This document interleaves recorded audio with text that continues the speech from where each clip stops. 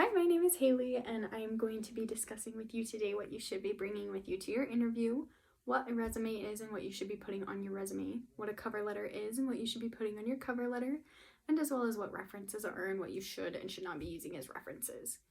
The first matter that I'm going to be discussing with you today is going to be what you should be bringing with you to your job interview. The first two things are going to be a cover letter and your resume. Those are both important things to bring just in case they need more copies of that and they have more than one person there that's interviewing you. Next thing would be a form of identification, just in case they have like a security that they need identification for. And then another thing would be to bring a good and positive attitude, as well as some water to avoid dry mouth when discussing interviews.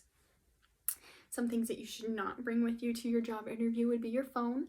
And if you absolutely have to bring that with you, make sure that you put it on Do Not Disturb and you are making sure that it is silent as well and put away so that they cannot see it at all.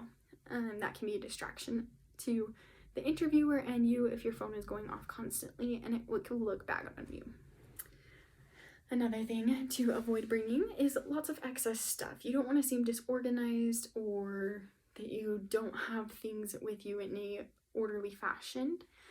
Having lots of jewelry on, such as lots of bracelets and earrings and necklaces, that can be distracting and you can end up playing with them. And it will be distracting to the interviewer and you as well. As you're playing with those and making noises, it's just better to leave it all behind. The next thing I'm going to talk about is a resume, and I actually have mine here, but I'm not able to print it. I'm just going to show you it on my computer screen. This is an example of what a resume should look like. I created this one for myself.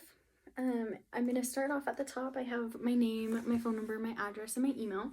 The reason why I did my phone number and my email is just in case that they can't reach me via phone, they also have my email to email me. And if they can't reach me via email, they have my cell phone to call me with. The next thing I have is a little personal statement. It kind of talks about what I want to do, and it's geared towards what my job would be applying for. I want to go into the medical field, so in my personal statement, I'm going to put things such as I'm a nursing student and I want to go into the nursing program. I would also talk about how I have a positive, good bedside manner. You want to make sure that your personal statement is geared towards the job that you're applying for. Next on my resume, I have all my personal work experience, all the way from my most current job, which I contain right now, which is a medical assistant, all the way to my very first job. You want to do this and you want to summarize the key points of what you did at your job. So for example, if you were going to use my resume, I have my medical assisting. I would summarize how I do injections, I room patients, and I help providers with procedures. You want to make sure that it's very concise and clear so that the employer can just quickly scan through that and see anything that they are looking for. You don't want to make it super long, and you don't want to make it 4 or 5 pages long because you're trying to cram everything that you did at your job on that.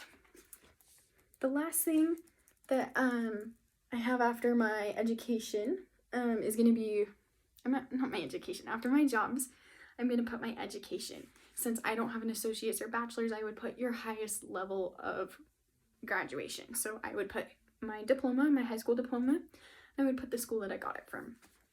And then I have just a little extra. I have all my certifications that I have, such as my CPR, my medical assistant license, and things like that. I don't have the actual numbers on them. If they want that, I will provide that for them. And then I would have my references. Next thing I'm going to discuss is the cover letter. The cover letter is just a quick little snippet overview of yourself. It talks about your personality and maybe some of the traits that you have. You want to always reflect good on yourself. Everyone has negative traits, but you don't want to be portraying this in your cover letter. In your cover letter, you're also going to give a brief overview of your work experience. You don't want to put all of your work experience since that's what's on your resume. You just want to keep it kind of like a clear little, I've worked here for this many years, blah, blah, blah, blah, blah. Then at the end of it, you're going to kind of talk about how you feel like you would be a good fit for the job. You want to talk about how you will bring good atmospheres to the environment and how you will be a beneficial employee to them. The last thing that I'm going to be discussing with you guys today is references.